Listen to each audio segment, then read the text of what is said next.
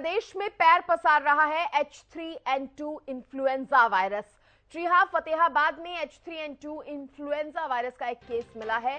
भूना के गांव सिंथला का युवक पॉजिटिव पाया गया है। रिपोर्ट आने के बाद युवक को होम आइसोलेट कर दिया गया है। जींद में भी सामने आ चुका है H3N2 इन्फ्लुएंजा का केस। बड़ी जानकारी आपको पहुंचा रहे हैं। प्रदेश में पैर पसार रहा है H3N2 इन्फ्लुएंजा वायरस और फतेहाबाद में H3N2 इन्फ्लुएंजा वायरस का एक केस मिला है। भूना के गांव सिंथला का युवक है जो पॉजिटिव पाया गया है।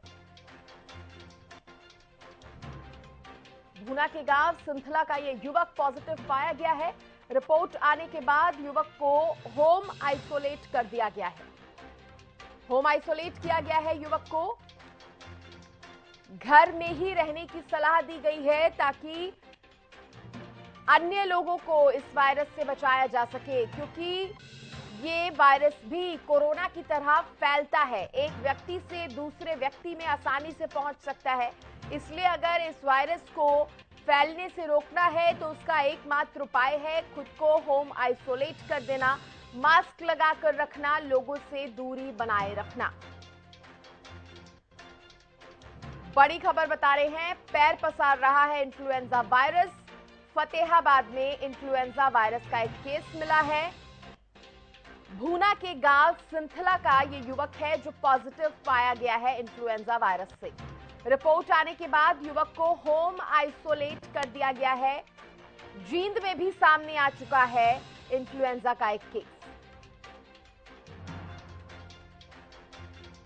कोरोना की तरह ही तेजी से फैलने वाला ये वायरस होता है इन्फ्लुएंजा, और कोरोना की तरह ही अगर आप खुद का ख्याल रखते हैं, खुद को बचा कर रखते हैं तो इस वायरस से बच सकते हैं। और अगर किसी को ये वायरस हो जाता है तो आसानी से इसका इलाज वो कर सकता है।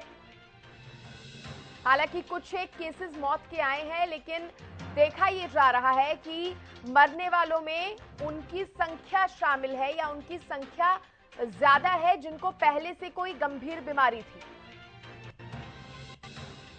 तो ऐसे में एक बार फिर वो समय आ गया है जब आपको मुंह पर मास्क लगाकर रखना है, सोशल डिस्टेंसिंग का पालन करना है, और अगर कोई व्यक्ति इन्फ्लुएंजा वायरस से संक्रमित है तो सबसे पहले उसको होम आइसोलेट करना है ताकि अन्य लोगों को ये वायरस होने से वो बचा सके। खुद से किसी और को ये वायरस ट्रांसफर ना करे, इसके लिए उसको ये बचाव करने होंगे। अब देखिए, इन्फ्लुएंजा वायरस के आखिर लक्षण क्या हैं वो आपको बता देते हैं। शरीर में दर्द होना, बुखार आना, ठंड लगना, थकान महसूस करना, इसके साथ ही सांस फूलना और दस्त लग जाना, उल्टी होना, ये इन्फ्लुएंजा के लक्षण हैं। खांसी होती है, इसमें नाक भी बहने लगती है, गले में खराश और सिर दर्द भी होने लगता है। अब आप सोचेंगे कि अमूमन गले में खराश या खांसी होना ये तो कोल्ड एंड कफ नॉर्मल भी किसी व्यक्ति को हो सकता है।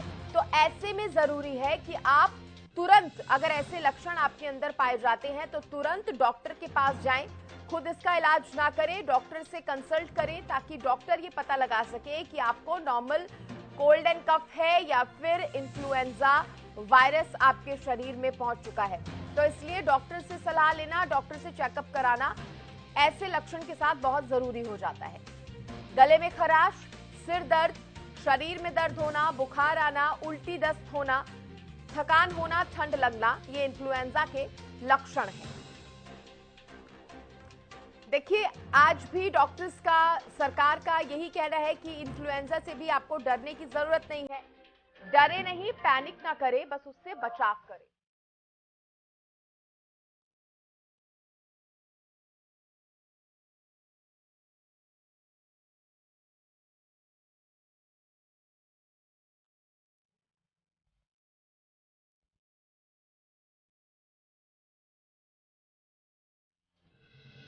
तो देखिए, इन्फ्लुएंजा वायरस जो है वो अब तेजी से फैलने लगा है।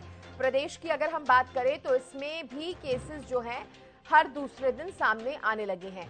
तो ऐसे में जरूरी सलाह यही है जो डॉक्टर्स की तरफ से और सरकार की तरफ से दी जा रही है, खुद को बचा के रखें, सुरक्षित रखें, सोशल डिस्टेंसिंग का पालन करें, मास्क लगाना फिर से शुरू कर दें।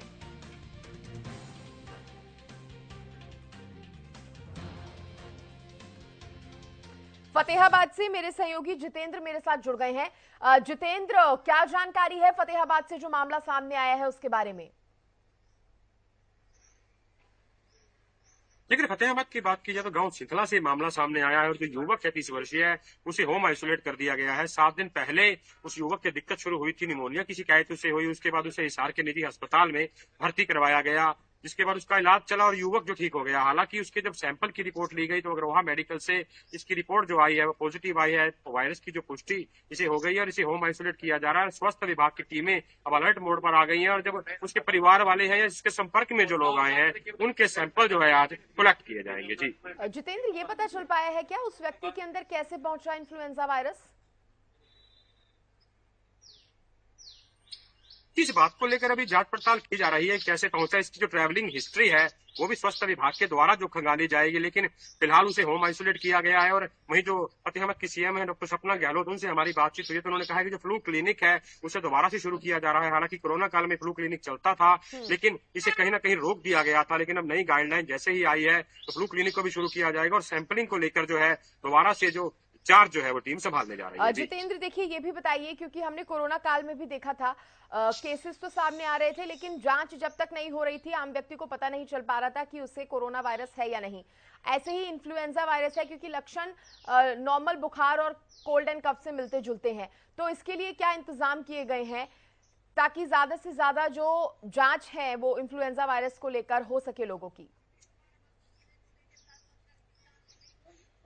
कि इंतजाम की अगर बात की जाए तो स्वास्थ्य विभाग का कहना है कि गाइडलाइन उनके पास हालांकि नहीं आई थी, लेकिन अब जो केस मिल गया है तो इसको लेकर सबसे पहले शुरुआत है जो गांव सिंथला से की जाएगी। और वहीं फतेहाबाद का जो फ्लू क्लिनिक है नागरिक अस्पताल में बनाया गया है उसे एक्टिव किया जाएगा, क्योंकि काफी लंबे समय से वो इनएक्टिव पड़ा हुआ था। कोरोना काल में हालांकि वो एक्टिव था, उसे एक्टिव किया जाएगा और लोगों में जागरूकता पैदा की जाएगी। हालांकि लोगों के लिए वायरस नया है, 2 या 3 दिन में इस प्रकार की खबरें सामने आई हैं तो कहीं ना कहीं स्वास्थ्य विभाग ने यह भी अपील की है कि पैनिक लेने की जरूरत नहीं है। एक प्रकार से बुखार सर्दी जुकाम का जो कोल्ड का रहता है वही रहेगा और घबराने की जरूरत जो है वो लोगों को नहीं है। जी जितेंद्र, ये भी बताइए कि लोगों को जिनको ये वायरस हो रहा है उनकी तबीयत क्या ज्यादा बिगड़ रही है?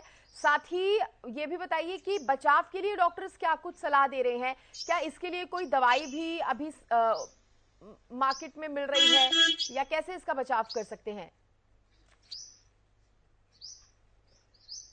अगर दवाई की बात की जाए तो बुखार और जो खांसी जुकाम की दवाई होती है वही चलेगी। वहीं अगर लक्षणों की बात की जाए तो गले में खराश, खांसी जुकाम होना ये रहता है और आमतौर पे गले पर ये अटैक करता है। व्यक्ति बोलने में भी काफी असमर्थ हो जाता है, ये दिक्कत उसे रहती है और कई बार सांस लेने में भी परेशानी आती है। जो जो लक्षण है वो कहीं ना कहीं कोरोना से मिलते हैं, तो इसे कोरोना का पार्ट 2 कहे तो कोई दिक्कत नहीं होगी। लक्षण वही है और लोग यही जो स्वास्थ्य विभाग यही सुझाव दे रहा है कि आप अपने घर पर रहें ताकि ये और फैले ना और ट्रीटमेंट वक्त आ गया है फिर से जो गाइडलाइंस जारी की गई थी कोरोना काल में, मास्क पहनना, सोशल डिस्टेंसिंग को फॉलो करना, वो एक बार फिर से शुरू कर दिया जाए, क्योंकि कम केसेस में अगर शुरू कर लेंगे तो फैलने से रोका जा सकता है।